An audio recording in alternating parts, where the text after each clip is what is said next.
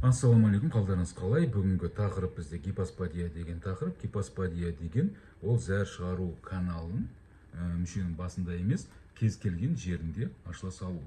Бас жағында ашылса головчатая, двеничная, стволовая, тело, денесінде ашылу деген сөз.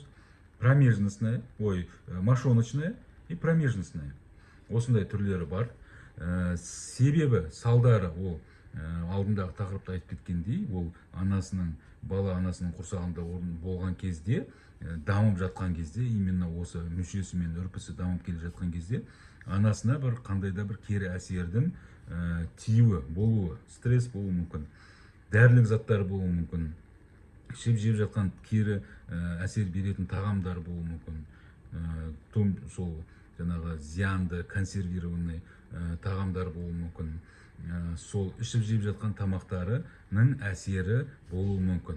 Енді көбінесе көп жағдайда дюфастон дәрісін біз айтып жатамыз, өте қатты кері әсерін береді деп. Тіпті инструкциясын оқысаңыздар, инструкциясында побочный эффектіде дюфастон дәрісі гипосподияға алып келуі мүмкін деп жазылып тұр.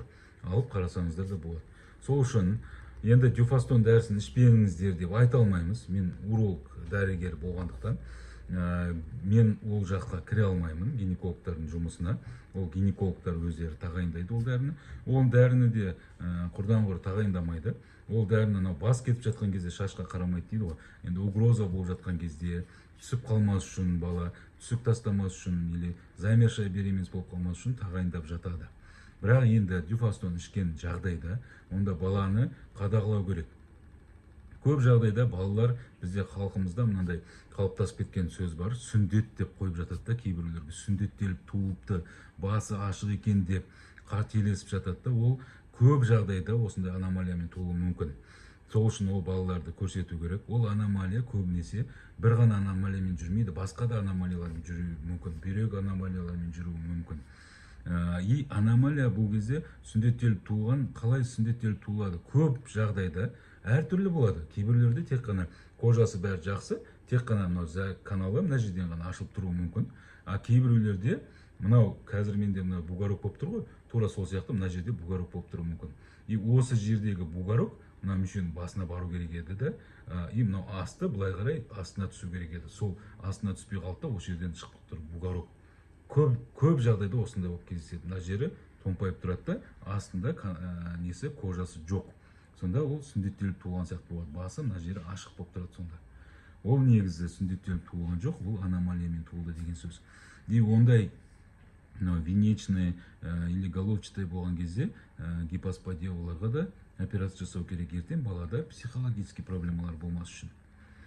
Себебін түсіндіңіздер да, даже қазір дәлелдеп жатыр, көбісі зиянды тамақтар жемеймін деп фрукты жеп жатады ғой.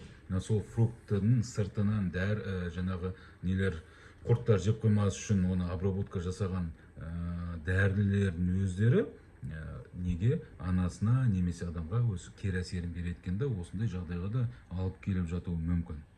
Сол үшін бұндай гипосподиямен туылған балаларда біз не істейміз? Операция жасаймыз. Операция қиын операция, оңай операция емес. Сосын тағы да операция жасаған кезде жаңағы мүше канал мына жерден шыға салмай, тек қана шыға салмай, ол еще мүшені мына жердегі мынау үрпінің ұзындығы мүшеге жетпейді да, мүшені қисайтуы мүмкін. Сол үшін операция жасаған кезде жасар алдында біз мүшені қарап аламыз. Мүше түзу ма, қисық па, соны қарап аламыз. Соған мынау каналды басына дейін жеткіземіз да, сосын мүшенің қисықтығын түзулету керек болады. Екі операция болуы мүмкін. Сол үшін кей кезде кездесіп жатады, операцияны жасай салады, мүшенің басына дейін шығарады, бірақ мүшесі қисық болып тұрады. Кейін қайтадан повторный операция жасау керек болуы мүмкін. Сол үшін дұрыс жерде операция жасату керек.